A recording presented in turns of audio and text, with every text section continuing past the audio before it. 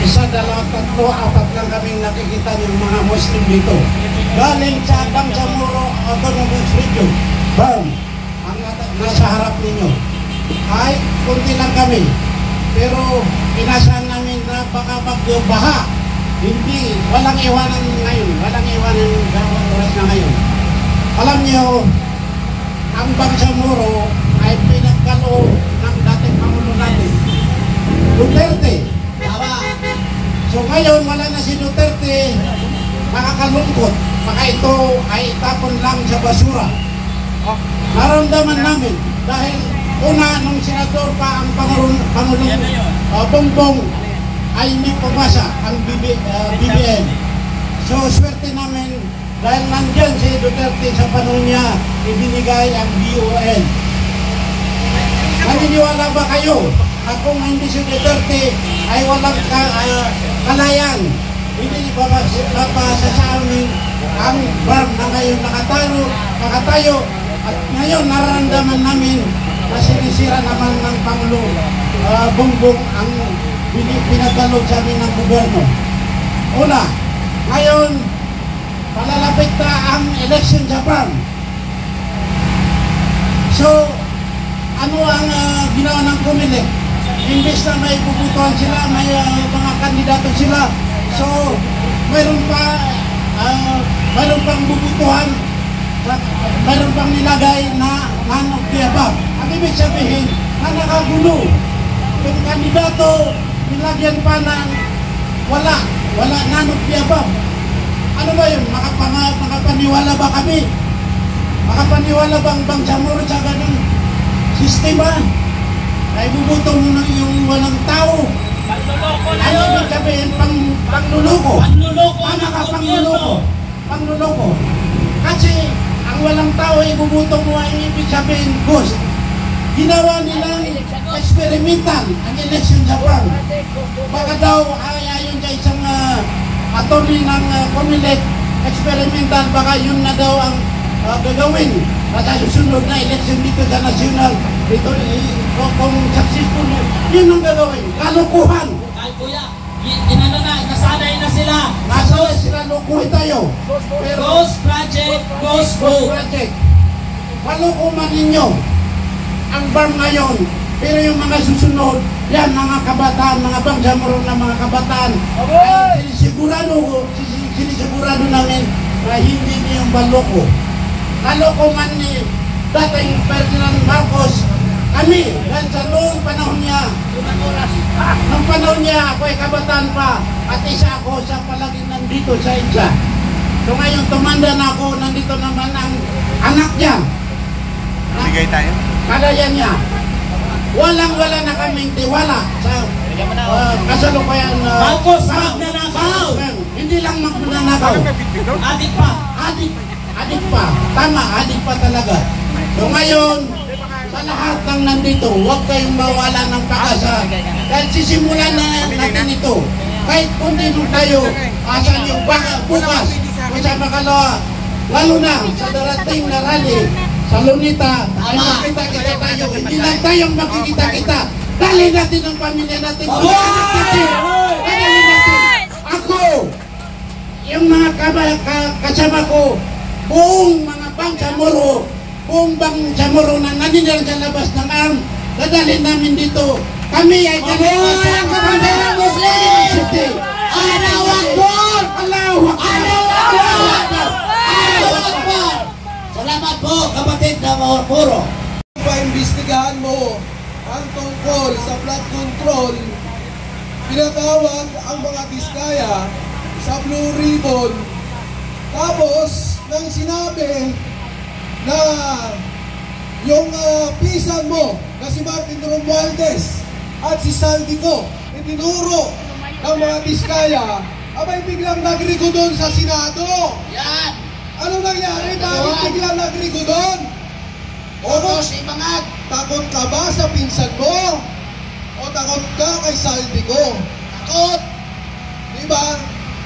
Dapat, hindi mo muna pinalitan ang Blue Ribbon. Wala pa sir, hindi kasi alas 5 panawagan. Pinatapos nyo ang investigasyon ni ni Senador Marcoleta. Tama. Dahil alam nyo, Bongbong Marcos, marami ang nagtitiwala sa investigasyon sa Senado Tama. kesa sa moro-morong investigasyon Ngayon, wala na. Kongreso. Ngayon, nawala ng tiwala. Wala na, matagal nang walang tiwala sa investigasyon sa Kongreso ang mga mamamayang Pilipino. Higit sa lahat, mga kababayan ko, ang investigasyon sa Kongreso ay gustong targetin yung flood control doon sa Davao. Anyari. Hinahanap nila yung 51 billion puno ni Paano dito? Congressman Wala pa Pulong sa Davao. Duterte. Subalit, nakikita nyo ang binabaha tayo dito sa Maynila, dito sa Quezon City, sa Metro Manila, sa iba't ibang panig ng Luzon, dito napakatindi ng baha. Sa mga naghahanap ng flood control, sa mga naghahanap ng 51 billion ni Congressman Pulong, bukas ang libro ng DPWH doon sa Davao. Nakita nyo kung gaano kagaganda ang mga flood control doon. Walang multong flood control sa Davao City. Tama. Dito lang sa Metro Manila at Luzon. At yung mga mayor naman dyan, lalo na itong si Mayor Vico, no? Maganda naman yung pamamalakad niya sa Pasig, walang duda. Subalit, ang personal knowledge niya lang, hanggang doon lang kay Diskaya. Mayor, hanggang kay Diskaya lang ata yung kaya mong pangalanan. Tinalo ka pa ng isang bagitong congressman na taga Cavite, dahil si Congressman Kiko Barsaga, Mabuhay si Barsaga. na sinasabi niya na dapat ay imbestigahan itong si Martin Romualdez. Kung merong Tama. dapat imbestigahan sa flood control, walang iba kundi si Representative Martin Romualdez. Yan ang palisin. Dahil siya ang nakakaalam as Speaker of the House. Alam na lahat yung mga budget insertion na ginagamit nila. Ano mga pinasok nila dyan, yung maanumalyang BICAM report ng 2025, yung GAA hanggang ngayon. Dapat panagutin natin ang mga korap, magnanakaw na politiko. Panagutin. Para matuldo ka na, mga kababayan ko, matapos na ang paghihirap ng mga kababayan natin Pilipino na lagi na lang binabaha. Hindi lamang po flood control ang problema ng bayan natin. Marami pang pagnanakaw, marami pang korupsyon. Kung maaalala nyo, di ba? Yung PhilHealth, yung Maharlika investment scam, nasa na kaya? Di ba? Masyado ng tahimik. So ayan po muna mga kababayan, inaanyagaan ko po lahat po ng mga kababayan natin na nanonood sa social media. Halina po kayo, ilabas nyo po yung bilis nyo sa pagtatype dyan sa mga comment section. Yes. Huwag lang po tayong matapang as keyboard warrior dyan sa mga bahay nyo. Kung malapit lamang po kayo dito sa Elsa Shrine, Quezon City, Tayo. pumunta na po kayo dito mga kababayan. Ang pagkilos po na ito ay mapayapa. At sisiguraduhin po natin, mga kababayan ko, na mapapalagot natin ang mga korap, magnanakaw na politiko, lalong-lalo na si Speaker Romualdez at si Bongbong Marcos. Tama. Ito lamang po muna mga kababayan, maraming salamat. Tayo po, At magandang araw po sa inyo lahat. Tayo po, mapayapa tayo. Hindi nga tayo nagpipit ng mga placard. At saka, salamat kapatid. Salamat. Nakikisa kayong lahat sa pakipaglaban sa mga salot at magnanakaw sa pira ng bayan. Bubusina, salamat. Kayo sa inyong mga busina, ibig sabihin, nakisa kayo dito sa lahat ng mga Pilipinong nagagalit. Ngayon, ibigay natin sa isang, ito, kabataan, na-inspire nata ito ni Barsaga. Okay, salita, mata. Magandang mahal sa inyong lahat. Magandang hapon po sa mga Pilipino na nakikinig ngayon. Ngayon, represent ako po ang mga estudyante ng bansang Pilipinas. Buhay ang mga estudyante! Hoy! Ako po ay isang isang estudyante na nakakaranas at nakikita ko araw-araw ang mga problema sa ating bansa. Pagdating pa lang sa mga traffic, wala ng enerhiya ang mga estudyante. Ang daming pera na napupunta na dapat pagbago, pag-upgrade sa mga daanan natin. Ngayon na pag umuulan ay yung nakita nyo ngayon sa DPWH, maraming pera. Ilang trilyong pesos ang hindi nagagamit. Aware tayo lahat dyan. Ang problema kasi ngayon sa mga ating mga Pilipino, karamihan ay matapang lamang sa social media. Tama! Ayan ang problema natin ngayon. Unti lang ang kayang lumabas at magsabi ng kanilang nararamdaman laban sa gobyerno. Ako po ay isang estudyante at nare-represent ako lahat. Hindi ako naniniwala sa gantong kulay, hindi ako naniniwala sa gantong tao. Kasi ang alam ko na ang tama ay puno ng propaganda. Punong propaganda ang laman yan. Meron bang mga tunay, pero hindi nyo na mahuhay kung nasaan ba sila. Kasi kahit sino pwede na mag-release ng information patungkol sa gantong tao at patungkol sa ganyan. Ang aking ikinagagalit ay pwede ayusin ang Pilipinas. Papabaan para sa mga bata, para sa mga matanda, para sa mga babae, para sa mga lalaki, para sa lahat ng Pilipino. Lahat to ay kaya natin mabago kung tayo lamang ay mag-iisa-isa. Tama! Mabuhin Kaisa tayong lahat! ang sistema. Hindi lang ang mga nakaupo ang may problema, kundi yung sistema mismo. Isipin nyo, para itong bahay na maraming butas at tayo dito pa rin tumitira. Nag-aayos pa sila, pinabago pa nila yung bubong, pero meron pa rin talaga itong mga butas at dapat ito ay hindi natin tinitirahan. Hindi natin pwede silang sisihin na bakit pag pinalitan natin ito, may corrupt ulit. Dapat ang balitan mismo ay yung sistema ng gobyerno. Habang yung mga tao, ayon ang aking pinaglalaban. Nagsusulat ako ng libro patungkol dito at aking i-release ito pag natapos ko na sinabi ito. Para sa mga Pilipino, sabihin pa nila, nagsulat na ito ay bata lang. Oo, sabihin natin, bata lang talaga ako. Pero isa akong bata nakakaranas ng mga inequality dito sa Pilipinas. Nakita ko ito lahat sa mga nagtrabaho. Mga nakakasabay ko sa train, sa MRT siksikan na walang disiplina. Pwede natin baguhin yung train kung meron lang tayong maayos na fundings. Ang aming siksikan. Kaya ngayon, ang kita nyo, ang traffic. Bakit traffic? Pwede naman nilang ayusin. Pwede sila magkaroon ng mas magandang sistema. Pero hindi ito nangyayari. Galit na ba kayo mga Pilipino? Galit! Galit na ba? Sinito kayo ang galit kayo? Galit! Gusto nyo ba ng pagbabago? Gusto! Naniniwala ba kayo sa isa't isa na ang problema ay hindi lang ang gobyerno kung hindi ang sistema ng lahat. Pagpunta sa baba at taitaas. Sigaw kayo kung tingin nyo na ayon ay ang ating problema. Sigaw, Pilipino! Sigaw! Kasi nang sigaw sa katapang ng mga Pilipino. Nasaan ang aming laban na Andres Pinipacho, laban nila ng Rizal, laban nila Emilio Aguinaldo. Nasaan yung mga kabataan?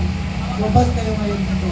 Ipakita kayo ngayon dito. Ipakita nyo ang tapang nyo at ipakita nyo na meron kayong puso para sa ating bansa. Sa nasyon, sa Pilipinas. Mabuhay ang mga Pilipino. Mabuhay! Ito po ang nagsasalita. Maraming salamat po. Ay nagpunta lang dito upang makisa isang leader ng kabataan. Salamat. Salamat po sa I hope yung ibang kabataan ay katulad mo magsalita, hindi lang tahimik. Ito po ang pagtitipon-tipon natin dito. Dito ngayon, kahit sino pwedeng magsalita. Speak up! Speak up! Kababayan. Ngayon, ito na. Patungkol sa flood control, nagkabukinan. So, noong kasalukuyan na iniimbestigahan ng ating butihing attorney, Senador Marcolita. So, So nung unti-unti nang umaamin itong mga kawatan o magnanakaw sa buwis nating mamamayang Pilipino, unti-unti naman silang binaklas dyan sa Senado, lalong-lalo na dyan sa Blue Ribbon na Committee. So yan lang ang pag-asa ng mamamayang Pilipino, ang ating butihing Senador, Attorney Senador Rodante Marcolita. At yan pa ang binaklas nila. Dahil ang investigasyon ni Marcolita, napaamin na itong yung mga Diskaya, itinanta na si Romaldis, itinanta si Saldico. So unti-unti na, patungo na sa kay Bongbong Marcos. Dahil sa totoo lang, mga kababayan kong Pilipino, ang pinuno sa mga pagnanakaw ng flood control, iisang tao lang, kundi ang namumuno mismo sa ating bansang Pilipinas na pinagsasamantalahan, ginagahasa ang ating buwis ng bayan. Walang iba kung hindi si Bongbong Marcos ang nagnanakaw at siya mismo ang pinuno ng sindikato sa pagnanakaw sa kaban ng bayan, at siya rin ang pinuno ng mga drug lord dito sa bansang Pilipinas. Siya rin ang mismong trumatrabaho sa mga drugs dito. Pinapalabas nila, huli nila. Pero yung tanim lamang yan, tanim lamang para bumango ang pangalan ng ating bangag na Pangulo. Bangag iba kung hindi si Bubong Adik Drug Lord Marcos, na di primirang magdanakaw salot sa ating bansang Pilipinas. Kaya kami bayang Pilipino, narito kami sa harapan ng Robinson sa tabi ng EDSA Israel. Nananawagan kami sa mapayapang ni Bongbong Marcos dyan sa Malacanang. Kaya kami narito sa EDSA. Hindi kami pumunta rito upang manggulo. Nananawagan kami ng mapayapa sa ating Pangulo Kuno na ubod ng pagkamagnanakaw at adik. Bumaba siya ng mapayapa na wag nang humantong katulad noong 1986, panahon ng ama niya. Kasama ako magpatalsik doon sa EDSA 1 hanggang EDSA 2 kay Estrada. So ngayon, magiging pangatlo ka, buhay pa rin ako. Maraming salamat. Masawagan din sa'yo. Bongbong Marcos, bumaba ka ng mapayapa dyan sa Malacanang. Bongbong resign! Bongbong resign! Bongbong resign! Bongbong resign! Magdanakaw! Maraming salamat mga kababayan ko Pilipino.